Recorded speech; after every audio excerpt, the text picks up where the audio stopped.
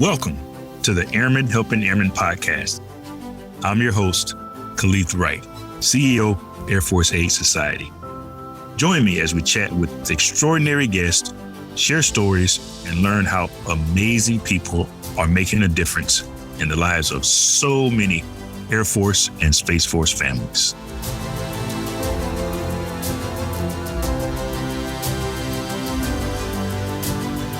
Well, good morning, ladies and gentlemen, and welcome to another edition of our Airmen Helping Airmen podcast. I'm Khalith, your CEO for Air Force Aid Society, and today, as always, we have a very special guest with us. Her name is Kara Taylor. Now, I want to take a second to tell you about Kara and the great work that she's been doing.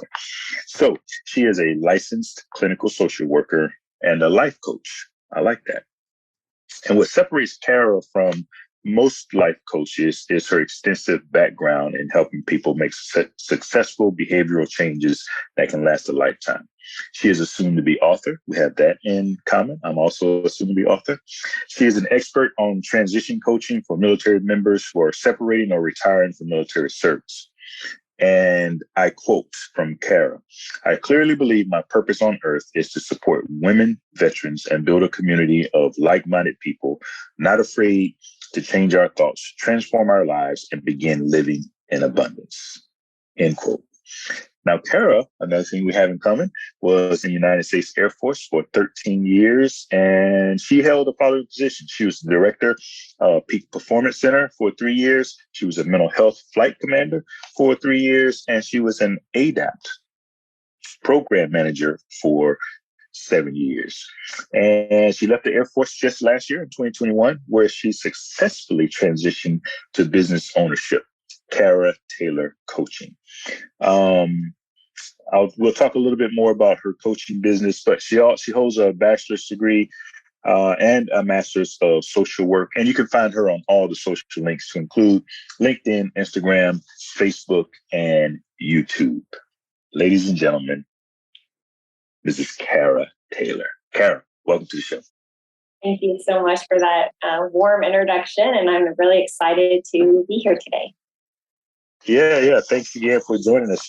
You know, you have a really interesting and unique background to include your military service in the United States Air Force. So tell us, what made you join the Air Force and a little bit about your career. How did you enjoy it?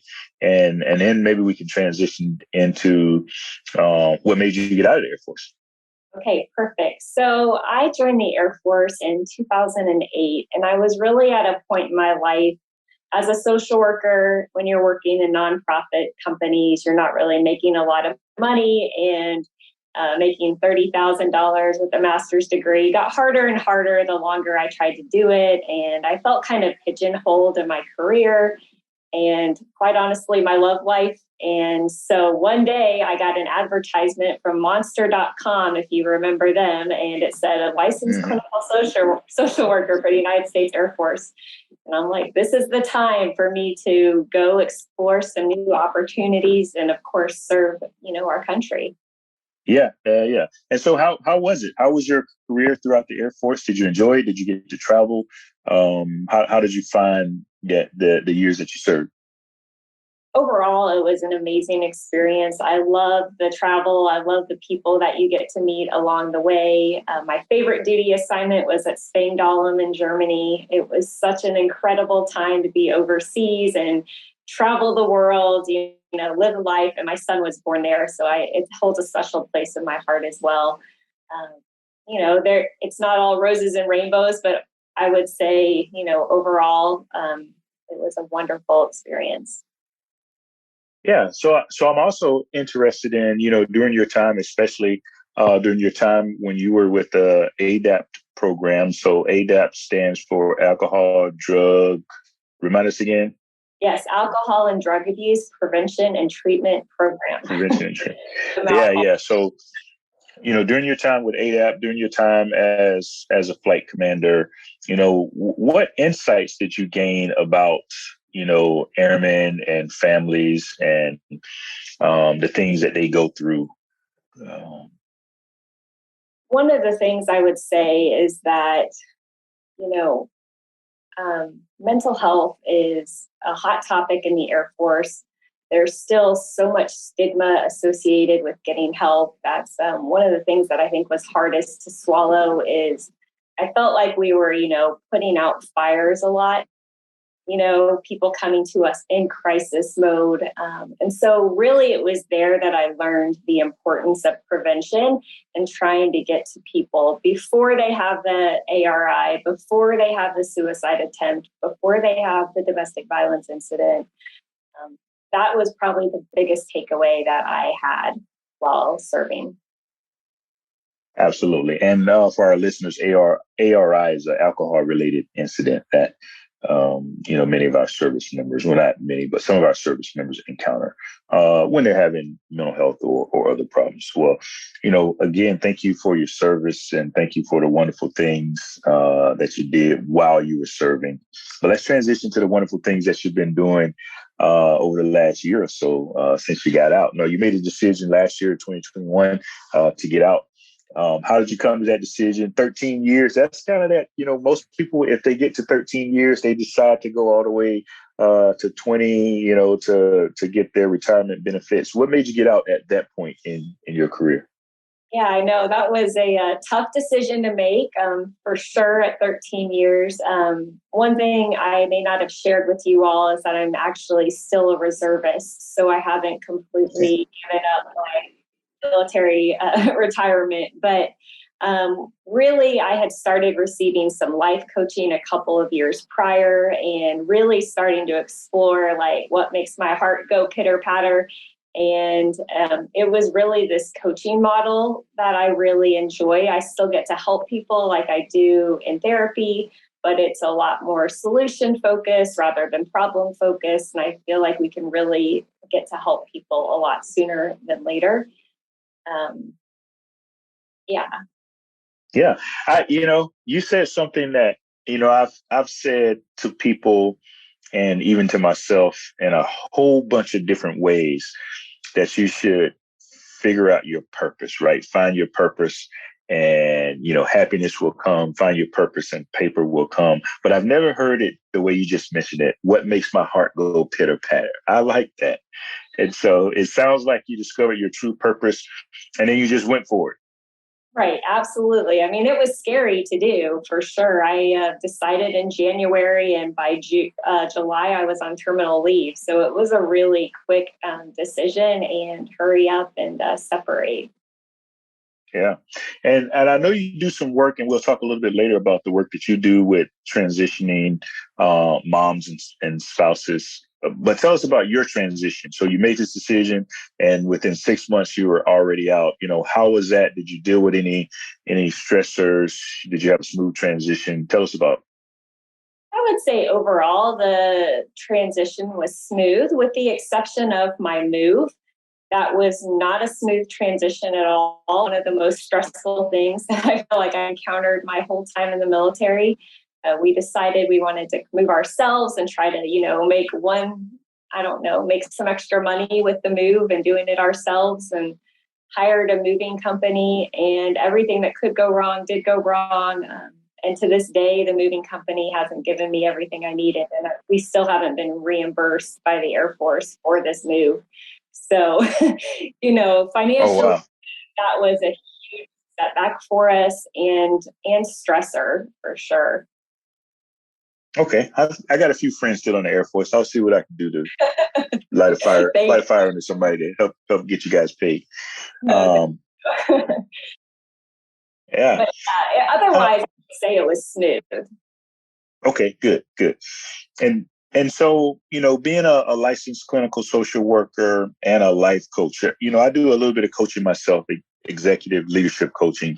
And one of the things that I was always taught was kind of the difference between therapy and coaching is therapy is, and I think you mentioned that it was, problem oriented versus solution oriented, but therapy is mostly kind of deal with the past and life, or coaching deals with the future. Do you find the two complementary, or do you ever find that there's kind of conflict between coaching a client and providing therapy? Yeah, so I do think there's a lot of similarities, and I am still doing some therapy just to continue to pay the bills as I build my business. So I for sure use coaching in my therapy, but you cannot be a coach and provide therapy to your coaching client. Um, So I got to be able to separate that out and make sure that I do not step into that therapy role if someone starts talking about that kind of stuff, which is hard because people just, like, how people talk to bartenders about their problems, like people just know somebody to talk to about stuff. So I have to have those clear boundaries and make sure that I don't overstep and do anything unethical for my clinical license. Okay, yeah, makes sense. And I know it's got to be tough because I think with all of us, even though sometimes we like our lives to be in these separate pockets, mostly life kind of is intertwined in all various ways. And so, in talking about something that might be impactful from a life coaching standpoint, you might very, very easily get into some sort of thing that require a skill set. So Yes. glad you have both sets of skills and you're good at doing the balancing act. So what inspired you to take all the things that the skills and talents that you have as a therapist and a coach to help these transitioning women in the military? It started off, honestly, by my own journey, hiring my coach, doing all that self discovery. Honestly, I started working with military members sort of by accident. My focus was on just moms and helping them build their confidence and self love after my own journey. And then military members started reaching out to me, asking them to help them with their transition. And then the light bulb went off, I still want to be able to serve and help my fellow military members. I have these skills, and I thought, why not use these skills to help, a population that's near and dear to my heart. Yeah, so you got military women reaching out to you, asking for help with transition. What are some of the things that they were struggling with? One thing is just knowing when is it time to close that chapter of your life and start another one. Some of it's just technical stuff with, how do I go about submitting my separation request or something like that. Mm-hmm. And then afterwards, more about the, who do I want to be when I grow up type questions. Yeah. Those are the good questions. Those are the fun questions because essentially they're asking, help me figure out what makes my heart go pitter patter, right? Right. Yeah. One of the things I've noticed, when you're in the military, for sure, you start adopting the core values of the service that you are serving in. But sometimes then you don't really know at the end of the day, like, what does Kara stand for? What are Kara's values? And really trying to figure out, like, who is Kara now that she's no longer wearing the uniform? Mm-hmm. Mm-hmm. And how long would you say it took you to figure that out? I think I kind of had an advantage because I was receiving coaching this whole entire time. So it didn't take me as long. I would say, though, maybe 6 months. Mm-hmm. Okay. And so you've mentioned a couple of times that, while you were still in and you were receiving coaching, and actually the coaching is kind of what inspired you to figure out, your ultimate life plan and your goals. How did you stumble upon, or how did you find out about coaching, and how did you go about obtaining and selecting a life coach? Yeah, so that's a funny story. I was scrolling Facebook one day and I came across another military couple who had posted a picture of their car that they had just bought in cash. And I was just floored by that. Like, how on earth does somebody not have a car loan? This is incredible. How did you do this? And that led me to Dave Ramsey and his financial coaching. And then I was like, ooh, I want to help people with this, because I was starting to pay off debt and get momentum. So I hired my own life coach to help me build my business. And through that process is where I discovered, one of the reasons why I was spending so much money, it was how I felt about myself. And spending that money helped fill that void temporarily. And as I discovered, what it meant to love myself, like my whole world just completely transformed at that point in time. Yeah. So you sought out a coach, based on some of the experiences that you had. What Right. what would you say to the people in the audience who might be looking for or want to have a life coach? What are some of the qualities and characteristics that you might recommend? I imagine that, like leadership coaching, there's tons and tons of life coaches out there. What's the best resources and what type of things should you look for in a coach? I think one thing is just making sure you're gelling, your personalities match, because you're going to have somebody who's helping you through, this major transition in your life and helping you reach your goals. So for sure, you want to feel connected to that individual. I think it's important also to take a look at their experience and their background and how is it that they are can best help you. They're the best fit. Yeah, I would also maybe add that, figuring out, whether it's credibility and probably trust is a big thing too, right? Because I think like any coach, a sports coach, a life coach, a leadership coach, part of their responsibility is to provide you some insights on some things that you might not want to hear, some things that you might not like. And so you want to be able to trust that person, that they have your best interest in mind when they're trying to get you to go through exercises and do things that you may not want to do. Yeah, and I think that brings up another point, knowing what type of coaching you want. Do you want someone who's really going to push you?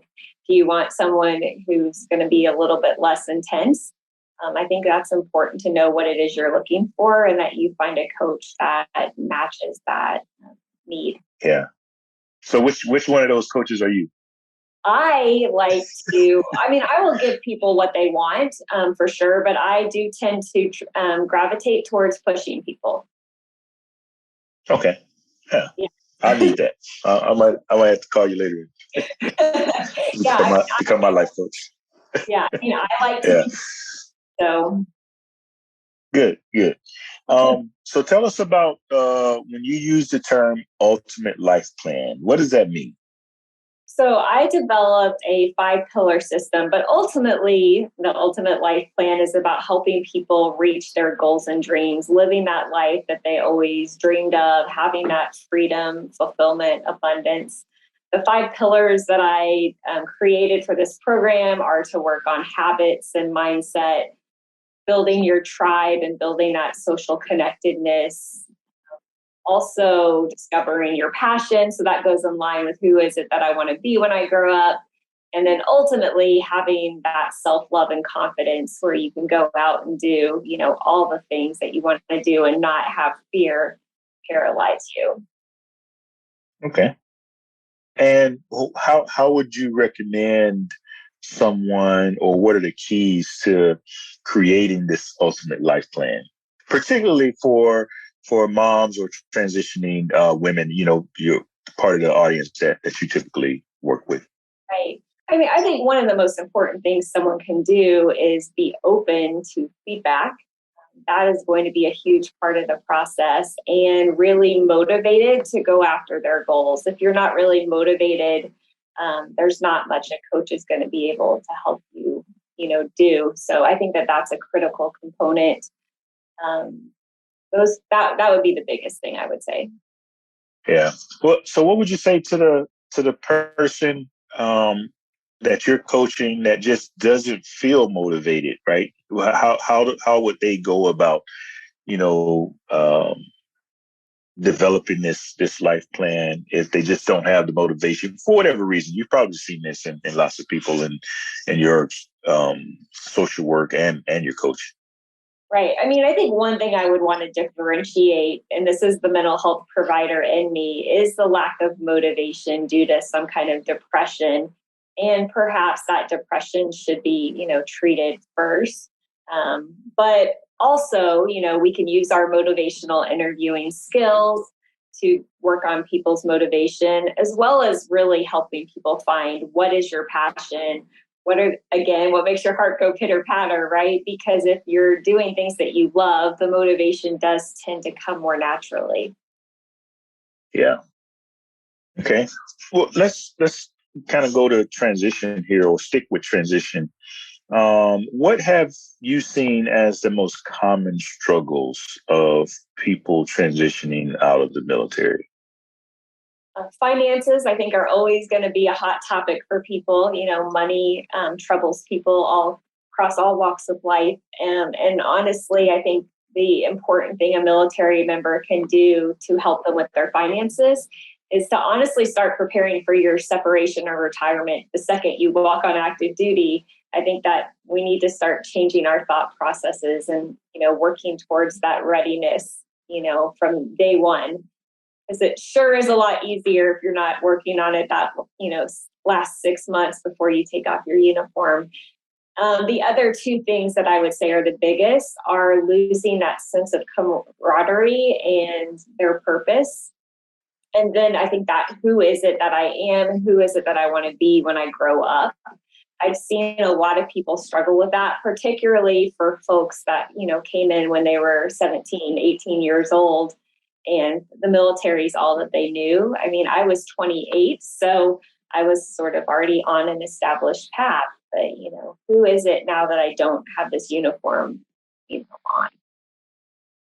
Yeah, I don't do any official transition coaching, but I have a lot of friends and colleagues that I talk to and help through transition. And one of the things that I think is most prevalent, and it's centered around really all of these, but kind of what stands out to me the most is fear. And you mentioned something that people say to me all the time: "Hey, the military is all I've ever known. It's all I've done my entire adult life." And sometimes they flat out say, "Hey, I'm afraid. I don't quite know if I can make it out here." But other times it's kind of hidden. And you, it's certainly a skilled person like yourself would be able to see it and pull it out and help them address it. But I think fear plays a huge part in transition, along with these other things. Because I hear the thing that you mentioned too. I miss the camaraderie. Certainly, finances play a big role, and some of that is kind of tied to the fear piece, right? Right. People not knowing if they can get a job making the money that they think they can, and you would not believe how many friends I have that retire after 30 plus years and say, I don't know who I want to be when I get out of the military. Right. When I grow up, right? Even if I'm an older adult, I still don't know what's the next chapter of my life going to look like. Yeah. Yeah. And going back to your fear statement, we all have that fear inside of us. And then, what sets apart high performers is they have the fear and they go after the thing anyway. So that's one thing I incorporate in my coaching is, going after the fear, even if it scares, the living bejesus out of you. Yeah. How about maybe one of the things that could help ease the fear is finding community after transition? One of the things that I think is great about the military is this level of camaraderie. Maybe not in all places, but in general, I think there's a high level of camaraderie and fellowship when you're in the military. You always are surrounded by, people. Sometimes people who care about you, sometimes not. But how can people, particularly women who are transitioning out of the military, find that sense of community outside of the walls of military environments? So one thing that I did not pay much attention to when I was transitioning out and at TAP classes, they taught you about getting a free, premium LinkedIn account for 1 year. It's an amazing thing. I didn't really realize the power of LinkedIn for the veteran community until I really started exploring it. I had been looking at Facebook and different Facebook groups, and I didn't really find what I was looking for. The things that people were talking about in those groups were not things that I was really relating to. And then I go into LinkedIn and I'm like, this is where the transitioning military members and veterans are hanging out because they're looking for a job. And there's so many wonderful veteran organizations that I wouldn't have known about had I not stepped into LinkedIn. So to me, that's like one of the most wonderful places to find that network of like-minded people, men, women, all together. Yeah, absolutely. I think LinkedIn is a great resource. I've made lots of connections and developed some business partners and connected with people very similar to, like in your case, that have needed help with transition and other things. So if you're listening, make sure that whether you're in, and it's certainly if you're transitioning, really a couple of 2-3 years before you transition, get a LinkedIn account. It'll be well worth it. Yeah. Um, for those people who are listening today, Kara, who are in the midst of transition, what advice would you have for them? Piggybacking on what we just talked about, really that's building that sense of community, I think is important, because once you take off the uniform, there is this period of time where you feel really alone. Not that your military friends aren't still around somewhere, but the mission goes on without you. And I think that that's sometimes a hard pill to swallow as you're out processing and leaving, and it's kind of like a bye. And then you just really feel alone for the first few months. So I think knowing that you're not alone, finding this community of people who can help you, who can refer you to other people, I think that would be the biggest set of advice I would give to someone transitioning out.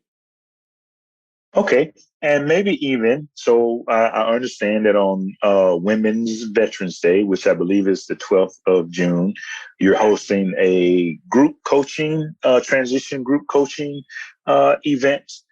What can people expect? And maybe that's a place that if people come, they can help establish that sense of community and connect with, folks who are going through the same thing that they're going through. But what can people expect from your group coaching event?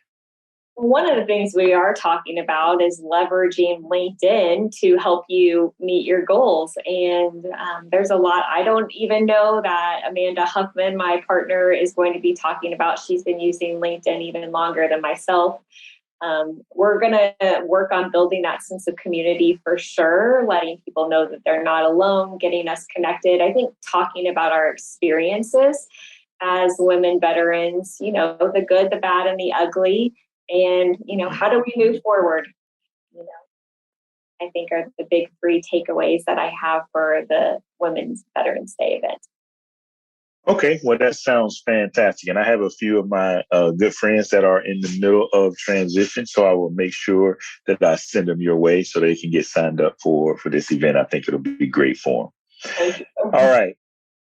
Final question. It says on your Instagram account that you are a soon to be author. How much can you tell us about what you're writing about? Right. So I started off this process maybe a year or so ago, and I was starting writing a book for moms.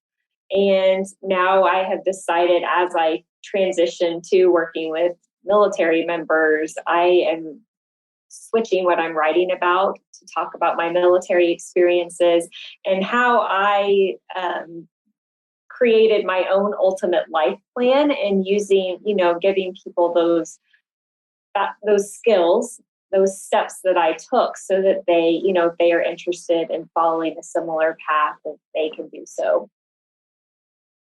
Okay, sounds like a plan. And when do you think we'll be able to get a copy of this book? I am hoping in the next 6 months. That's my All right. That's my Yeah. Well, hey, good luck with the book, and I can't wait to read it.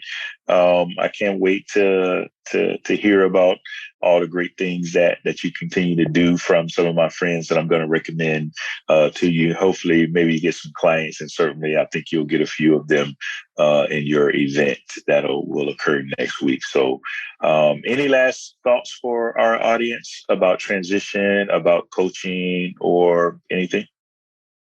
One resource I didn't mention that I think is good for transitioning military members is YouTube.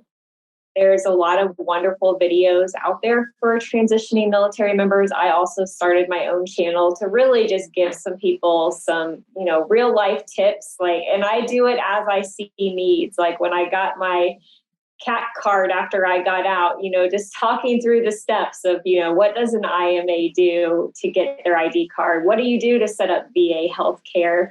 Because sometimes those tasks, even though they're easy, they can feel very overwhelming to a transitioning military member. So not only my videos, but for sure all the other videos out there from other transitioning veterans, I think is a wonderful resource for all transitioning military members to take a look at.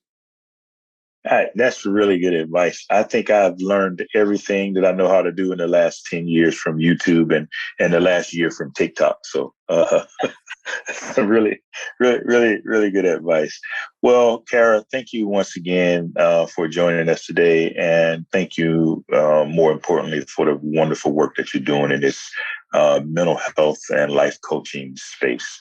I appreciate it. I know all your clients and the transitioning military members, specifically the transitioning women that you take the time and you pour into, I think really appreciate it as well. So thank you for what you've been doing. Thank you for joining us today.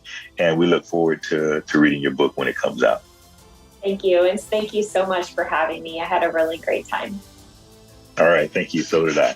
Ladies and gentlemen, this is your Airmen Helping Airmen podcast. I'm Khalid, your CEO of the Air Force Aid Society, and we had with us today Kara Taylor, licensed clinical social worker, life coach, and Air Force reservist. So thanks again for tuning in, and Kara, thanks again. We'll see you next time. Thank you.